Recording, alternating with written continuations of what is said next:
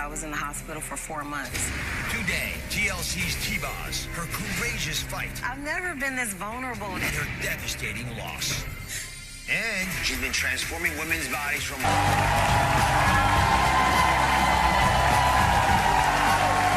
It's an iconic music video moment from mega music group TLC. And you're all excited about it. Remember Waterfalls? It was a pop hit with a very serious warning that chasing ambition can sometimes come with consequences. It's a lesson T-Boz Watkins knows all too well, from an unexpected brain tumor to a lifelong battle with sickle cell anemia and the untimely passing of her beloved bandmate, Lisa Left Eye Lopez.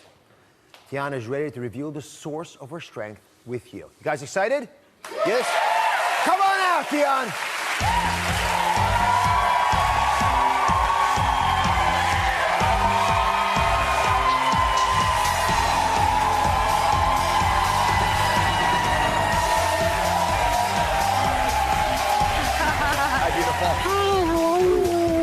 You look wonderful. Thank you so much. I felt like dancing when I saw that picture of Waterfall. Yeah, I love to dance. Go back. Hey, we go like this. Yeah. How many times did you get it right?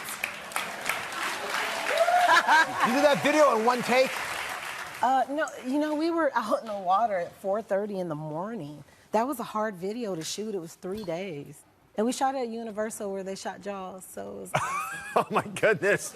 All you thought about was a big claw. So speaking of sharks and deadly encounters, you last time you were here, you had just had your procedure for your brain tumor. Yes. How's that going? I am great. Oh, my goodness. I have to check it every year, but I'm great. You're lucky.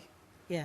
She had a tumor behind her ear, and it's the kind of tumor that can do a lot of damage if they don't get it out the right way. I mean, anything in the brain, you figure it's going to be tight. Yeah. On the other hand, you've got sickle cell anemia, which you've had your whole life. You're told, I'm told, at age 7, that you probably wouldn't live past 30. Right. Which back then was probably reasonable advice to give a little girl and to her family. So how do you hear that and then go on to become the pop megastar you became? The day he told me that, because he also said I would never have kids and I would be disabled my whole life. And I looked at my mom, because my dream was always to sing. And so she looked at me and she said, God has the last say so. We'll talk in the car. So I really credit my mother because she has somebody, a higher power with her. Yeah. Yeah, we all do. Yeah. This book is fantastic. Now, I just point it's called A Sick Life. Could be a sickle life, by the way. But I never thought of that. That's good. Yeah. But it's a sick life because you've had illness, but it's been a sick, good life too. Yes. You've done some pretty awesome, outrageous stuff. So can I read this from the book? Because Absolutely. You have so many Americans, over 100 million living with chronic pain. Yeah. So I want to talk about that for a second. Looking for folks who are looking for a way out, listen to this, see if it describes you. You describe your pain like knives stabbing you over and over in your joints. And then you write that you have to gasp for air. You just, it hurts so bad you couldn't even breathe. Right. Now, how do you cope with that intensity of pain? Really, it's hard because sometimes you're in so much pain, you're delirious. I don't know where I'm at. I have to rely on my friends, my mom, and my family to tell me like what's going on or where I'm at right now. But I get hospitalized, medication, I pray a lot, and I fight for my kids. Yeah. Well, we've made a lot of advances, in part because people who are courageous activists like you stood out. But let's show everybody what we're talking about. Absolutely. This is a disease that is happening in your blood. And I'm going to show you normal blood, and then I'm going to show you yours. So normal blood cells, you see how these are round like this? Right? Forget about this thing. This is a white blood cell. We're not worried about that. But these are red blood cells. And people who have normal blood, these cells, they bounce around. They're going like this, sort of like you dancing, right? Yeah. They're going back and forth. They're going wherever they want to go. Nothing blocks them because they're circles. They're used to sliding and bending and waving through capillaries. Now, instead of having these perfect circles, imagine if you had sickle cell anemia. And this shows you what happens. See, there's a nice circle here, but what happened here or here? You see it's shaped like a sickle, like a crescent moon? Yeah. Right? So imagine if you had a cell like that, another one down here that's shaped like that. These guys, right, they lock up. And when they lock up, they can't move back and forth, and they can't get through the capillary. They clump, and then they literally clump to each other, and they're all over the place. So there's no way for these cells to go through. You know that, but for the average person, think about what happens if all of a sudden the blood supply to your finger clots off because of these. You're going to have a ton of pain there. It's like someone put a tourniquet and blocked off the blood, or to your ear, or to your knee, or some other part of your body, which is something that you've, I guess, gotten used to coping with, because it must come up in unpredictable times. Yeah, I have a high tolerance for pain, but that's not always good because sometimes I don't realize how sick I am. So I've started paying more attention to my body now. Well, it's a good thing to do. And see, the thing is, these issues, most of us sort of sweep away, pretend it's not happening, and you become an advocate for people living with sickle cell. So for all those folks who want to understand what's the secret to making it happen?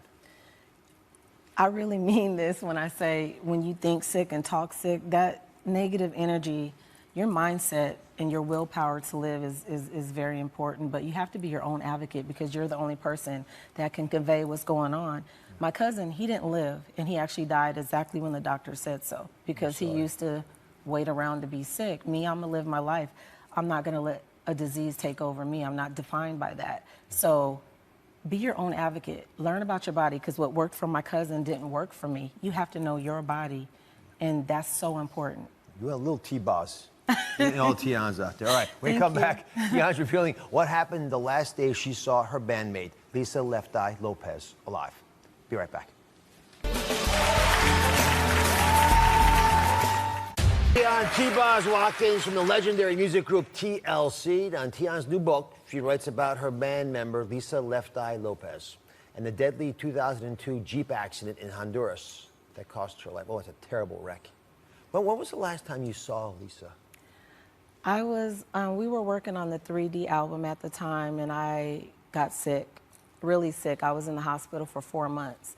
And at the time, we were mad at one another, so she sent me plants every day. And on the 4th day, I heard this loud voice, "I'm coming to see Tian." And I was like, that's her. So when I got the first plant, I knew we had already made up, but she came to see me to make sure that we were okay.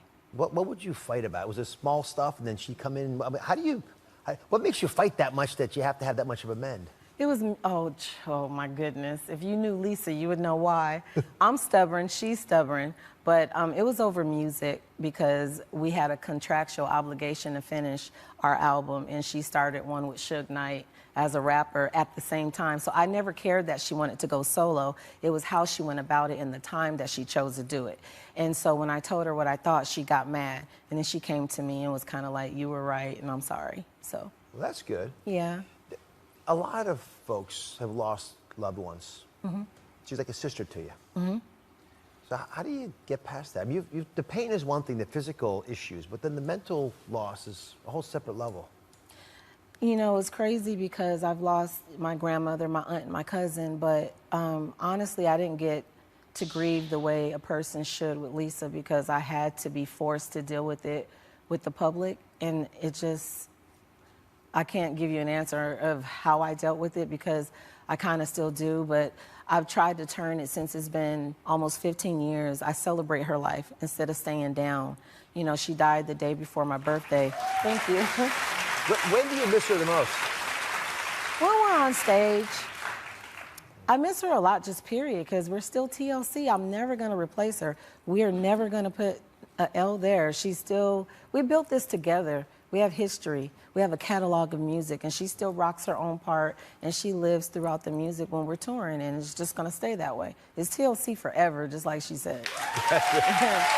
Your music has allowed you and your fans to sort of go through the ups and downs of life.